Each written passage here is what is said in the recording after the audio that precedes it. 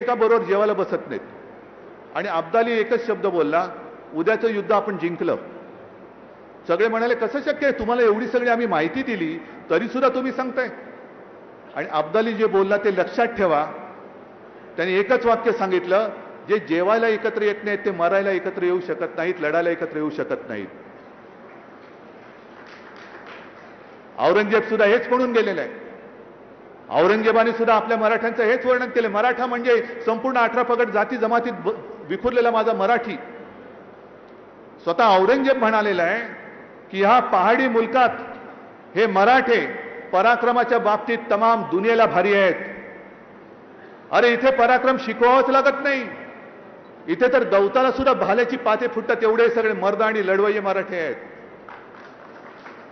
फक्त म्हणे इथे दुहीची बीज खडकावर नुसती भिरकावली तरी ती एवढी रुजतात आणि एवढी फोफावतात की पाहता पाहता तमाम दौलत तबाह करून टाकतात। हे आपलं वर्णन, हे आपली बलस्थानं कोणती आणि कमकुवत स्थानं कोणती, ही इतिहासामध्ये अब्दाली आणि औरंगजेबाने सांगून ठेवले। तेच आत्ताच्या घडीतले औरंगजेब आणि अब्दाली मराठी माणसामध्ये भेद करून समाजात आगी लावून जर माझ्या महाराष्ट्राची, शिवप्रभूंच्या महाराष्ट्राची वाताहत करत असतील तर मी गप्प बसू शकत नाही। हे समजून घ्या जरा। आपण सगळे एकत्र आलो तर आपली जी ताकद होईल। अरे कालच्या निवडणुकीमध्ये आपण यांना 40 वरनं 9 वरती आणलं, जर तमाम महाराष्ट्र एकवटला तर यांना शून्यापेक्षाही खाली नेऊ आपण। किती दिवस तुम्ही यांच्या पोळ्या भाजायला देणार तुम्ही? म्हणून मराठा समाजाला सुद्धा माझं आवाहन आहे, अगदी जरांगे पाटलांना आवाहन आहे, ओबीसीला आवाहन आहे, सगळ्या धनगरांना आवाहन आहे की कृपा करा, एकमेकात भांडू नका, आपण एकत्र या। आता एक 4 दिवसापूर्वी मुंबईमध्ये सगळे विश्वविजेता संघ आल्यानंतर जी गर्दी उसळली होती, तुम्ही पाहिलं दृश्य? पाहिलं? जरा थांबा, बसा, माझं होऊ द्या। दृश्य पाहिलं तुम्ही? लाखो लोक रस्त्यावरती होती। मग लाखो लोक विजयोत्सव साजरा करायला एकत्र येऊ शकतात, तर आपण आपल्या न्याय हक्कासाठी सगळे लाखोपेक्षा करोडो लोक रस्त्यावरती येऊन यांना खाली गुडघ्यावरती आणू शकतो की नाही? का भांडतोय आपण? अरे ते दिल्लीमध्ये मजा मारणार, गावामध्ये तुम्ही आम्ही राहणार आहोत, जास्त करून तुम्ही, मी तर मुंबईकर आहे।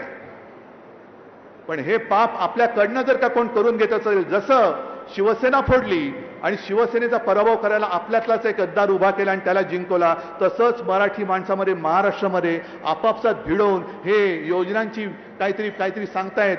अरे योजना द्या तुम्ही, पण मग आरक्षण कधी देणार? न्याय हक्क कधी देणार? महाराष्ट्राला न्याय पाहिजे, उपकार नकोय, भीक नकोय, महाराष्ट्र हक्काचं मागतोय। न्याय हक्काचं आम्हाला द्या, आमच्या हक्काचं आहे। शिक्षण पाहिजे, जरूर पाहिजे, शिकल्यानंतर नोकऱ्या पाहिजेत, नोकऱ्या कुठेच सांगा आम्हाला।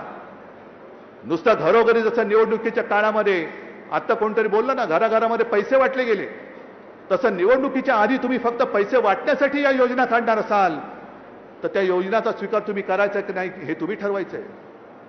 आज महाराष्ट्र पूर्णपणे भिकेला लावून मोदींच्या दारात उभा करण्याचं पाप हे गद्दार करतायत, हे लाचार करतायत। का? मी गद्दार झालो तरी चालेल, पण माझी खुर्ची जाता कामा नये। मी म्हणतो खुर्ची गेली तरी चालेल, पण मी गद्दारी करणार नाही। काढा खुर्ची, पण माझी खुर्ची गेल्यानंतर सुद्धा मी माझ्या या समाजामध्ये आणि जनतेमध्ये बेलाशक कधी फिरू शकतो। मला सगळे हसून माझं स्वागत करता, ही माझ्या आयुष्याची कमाई माझ्या आई वडिलांच्या आशीर्वादामुळे मिळालेली। आज शेतकऱ्याला आधार देण्यासाठी आता सुद्धा जाताना एका शेताच्या बांधावरती मी जाणार आहे। हे सगळं नुसतं निवडणूक मला जिंकायचे, का जिंकायचे निवडणूक हा प्रश्न विचारला पाहिजे। आणि निवडणूक जिंकल्यानंतर हे तुम्हाला मी सांगतो, ही निवडणूक ह्यांना जिंकू द्यायची नाही, जिंकू शकत नाहीच। पण आजपर्यंतचा जो आढावा जर का आपण घेतला तर कित्येक योजना नुसत्या जाहीर झाल्या पण अंमलबजावणी झालेली नाहीये।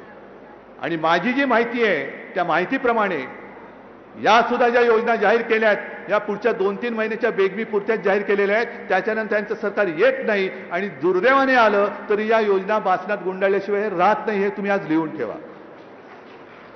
आणि एका तर गद्दाराचा व्हिडिओ याच इथल्या जालन्याचा मला वाटतं सगळीकडे फिरतोय ना, सगळ्यांना सांगतोय तुम्ही सगळं रजिस्ट्रेशनचं नाटक करा, नाटक आलाय, पाहिला व्हिडिओ बघा, नाही तर तो व्हिडिओची लिंक द्या, सगळ्यांना दाखवा तुम्ही।